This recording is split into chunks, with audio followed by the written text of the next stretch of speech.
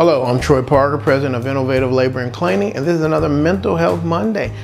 And we're still working on our goals and how we're going to manifest them. We talked about setting the goals, creating the plate. We talked about writing out our affirmation, which is our I'm so happy and grateful in the present tense. Then we talked about creating a small little script that we play in our mind, our little movie of how we're going to see it after it's completed, something that will show, hey, boom, this is done. You know, like if it's a car, car's in the garage. You see it, it's in your garage, right next to your other car. But now we got to talk about the action steps, because some people will sit and say, okay, because they learned from The Secret, if I just see it, then all of a sudden it'll just pop up. That's not really how it works. You have to do some action. Now, how are you going to know what action to take? And this is something a lot of people ask me. How you're going to know the action to take is most of the time it will come as little hunches. So say for instance your goal was to make $250,000 and after taxes you got to 200. Now, like I said, I would just say I want the 200,000. But if you tie it to your job and say I want to have this much in sales, okay, that makes you feel comfortable. There's nothing wrong with that. You may get a hunch that, I should go stop over here at this new company because they'll probably need our product. That would be in the form of a hunch. Or you may just pick up the Business Courier and you say, wow, such and such is building a place, you know, here, and it'll be up and built next year. That could be a hunch. You know, they may need some of your products. Say you sell something in construction field that, hey, they might need what I sell, and that would be a big sale. Sometimes it just comes with just little intuitions that pop up. Say, for instance, your health goal. Let's say you don't have a gym membership, you just have the little elliptical machine that you use as basically a clothes hanger, because you just throw your clothes on it and you know that, okay, I'm not really good at getting up and getting on that thing. Then you see a $9.99 special to go to Sparta or Crunch Fitness for $9 a month. That could be the action that, hey, I need to join there because I go there, other people are working out, that'll work better for me. In starting these new habits that are going to build towards reaching our goal. Sometime if you have a problem, let's say it's your exercise goal, and let's say that you're not already at your ideal weight, say you're 200 pounds, you want to get to 170. But you'll start, and you'll get on your little machine at home and you'll do it for a little bit of time, maybe a week, then, then you're back to throwing your underwear and your jacket on it and you don't get on it anymore.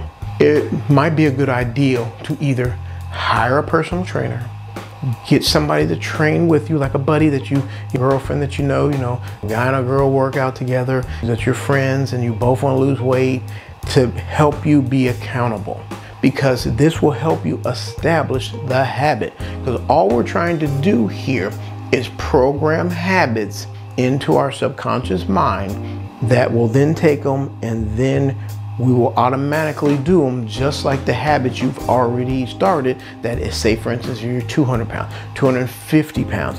There are habits that you are doing right now, whether it's eating a bunch of pizza and hoagies and drinking a lot of beer or whatever, that have got you to the 200 or 250 or whatever the weight is. And you automatically do them, because you really don't think about it. You just say, oh, just let me get the large, meat lovers. And you just, okay, I love this. And you go home and you get a beer, or whatever you do. You might even get a diet soda. Some people do that. They get a big greasy fat pizza and then they'll get a diet soda. Then you just eat it, but it becomes a habit. I know for myself, it was always, I'll be honest with you, Pop-Tarts. Sometime I'll open up 2 packages of Pop-Tarts knowing I only need to eat 1 of them. But I'll sit there and eat all 4. And I don't even think about it. I just go down, get my little Pop-Tart, pop them in there. But now that little voice tells you, like, this is totally taking you away from your goal, Troy. It's like that little character that used to be in the Flintstones, Kazoo. They just pop up and then they say, now Troy, 4 Pop-Tarts. And then you just try to override it. But over time, these habits will stop, because you'll start creating new habits. First you get the workout buddy, or you get a personal trainer, or you just go to the gym yourself to work out. If you have a problem just showing up, it may be good the first week. Just get up and take your butt to the gym and don't do anything. Or maybe get on the elliptical and you just ride for 2 minutes, get off, go back home. Now people will be like, why the heck would you do that? I mean, you're there, you might as well ride it. What you're trying to do, or what I'm trying to do, is create the habit of just getting there. Because if you can't even get there, you're never going to get the rest of it done. You're not going to get a 30-minute workout or a 45-minute workout because you're still at home. Or if you have a treadmill that you've been hanging your boxers on, the first week, just get up at a certain time, 6 o'clock, get on the treadmill and ride it for 2 minutes and get off. Now, that is a success, because the more you keep doing it, getting up, getting on, I don't care if you do it for 2 weeks. Do it 1 week, do it for 2 minutes, ride it for 2 minutes. Then the next week, ride it for 3 minutes. Because after doing that for 14 days, now you've created the habit of getting up doing something. Now all we're gonna do is work on what it is you're doing once you do that, once you get up. The first part of the battle, getting you there, is already done. The same with the personal trainer. Now you set up a personal trainer. Some people, if you have the money for that, then get a personal trainer, or maybe you and a friend can go in and get the personal trainer. The first week here, we're just gonna come here and we're gonna work out for 5 minutes and leave, because we just wanna get the habit of coming. Then once you get the habit of coming there, then you can slowly increase. And you'll never succeed if you jump out there and think, okay, I gotta start off with weight training for 45 minutes, or I gotta start off running, 45 minutes on the elliptical. First of all, you'll burn yourself out. You'll probably be all achy and sore, and then you're not gonna wanna do it because you're sore, so that'll be your excuse, like, oh, my back, I'm just gonna stay home, I got a nerve, I think I pulled something. And really it's just your muscles saying, what the hell? Because they haven't been doing anything. Start off slow, just ride for a minute or two, get the hell off. Next day, ride for a minute or two, get the hell off. Then next week, maybe 5 minutes. Before you know it, you'll be at 10, 15, 20 minutes. Take baby steps, because it's the long game. What you're looking at, the long game. It's not to get out there and you work 60 minutes only to do it for 3 days and then you're gone. So the action steps in the exercise, it would be those I just mentioned. If it's work related, the action steps could come to you in things like you plan out, okay, I'm trying to make this much and my average sale is this much. I need to make this many sales. To make this many sales, I gotta make this many contacts, either by email, passing cards out, flyers, and get a marketing plan and see what that does and kind of track that and get the metrics on that. And then you'll come up with a way to say, okay, doing these activities get me this much in dollars. If it's something with your family, like say it's, okay, I wanna make my relationship better with my kids and my wife. That's kind of two different things. So you say, okay, first of all, we're gonna have a family night where we get pizza and we watch a movie, and that's gonna be like, we like to do it on Wednesday night, because it kind of breaks up the week. You got something to look forward to. Because most people sit there like, oh God, it's Wednesday, oh my God, we got 2 more days till the weekend. But if there's something, fun on Wednesday that you do, like, you might start going to the movie. You can go to the movies because hell, ain't nobody really going now. We went to the movies a week ago and there was only us, and that was 5 of us, and 2 other people. Or just do a movie at home, get some pizza, sit down, the kids do their homework, and you do a family time. Then you might have another day of the week, whatever your religion is, you do like a little Bible reading. You read so much of the Bible that, start with the oldest kid, or you start as the father or the mother, and then you let, the next child read, then the next child, and then you kind of talk about it. Now, when it comes to your wife or your husband, it could be something totally different. Now, I'm a big date night believer. You're married, your wife or husband or mate, whatever, they do a lot. My wife, deals with the grandkids, deals with the kids, and sacrifices a lot. Keeps the house clean, the laundry, all that stuff, plus she helps in the business. Sometime the date night, throw it in during the week. So say, for instance, you might say date night, ours a lot of the time is Tuesday. We'll go out, it doesn't have to be expensive, go out somewhere, someplace she likes, it's a break from everything, and just maybe have a meal or a meal and a movie. But then you want to also spend more quality time. Zig Ziglar used to say most women think their husbands don't think about them until the lights go out at night. You don't want to show your wife, your mate, your spouse attention prior to the lights going off.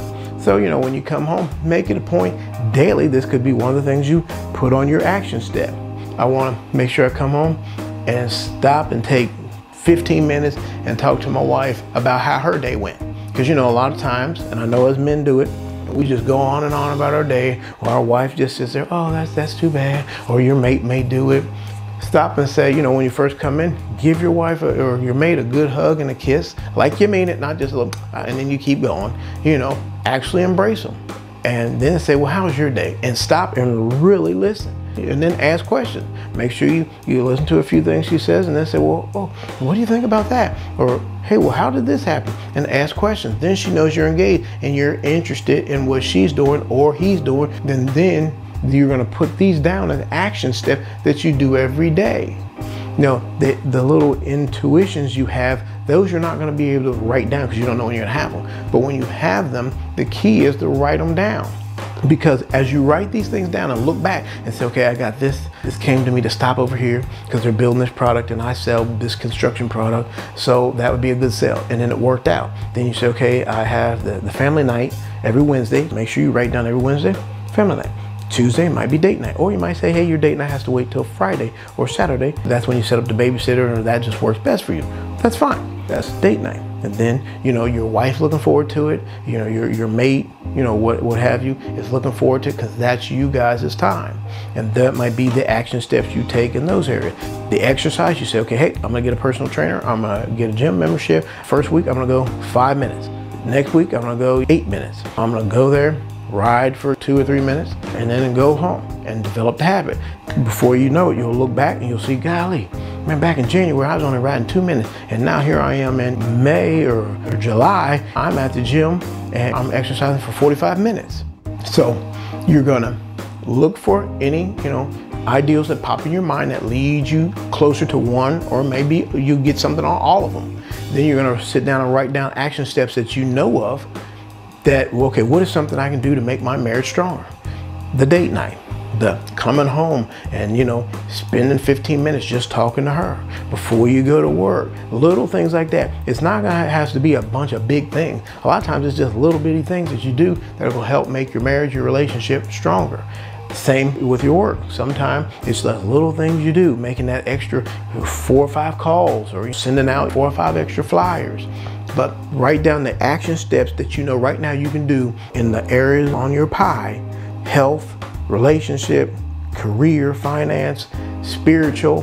Write them down. Like, I'm gonna listen to every morning, I take public transportation, I'm riding in the car, and I'm gonna listen to something positive and spiritual off of YouTube. It's free. You just listen to that on YouTube, so when you get up and you're fixing your coffee or on the way to the gym or when you're on the treadmill, instead of listening to music, you're gonna listen to something spiritual. I mean, you can put 2 together. You can put your spiritual one with your exercise one. But those are just some ideas that help. I hope you share these videos also. As always, it's up to you to make your life matter.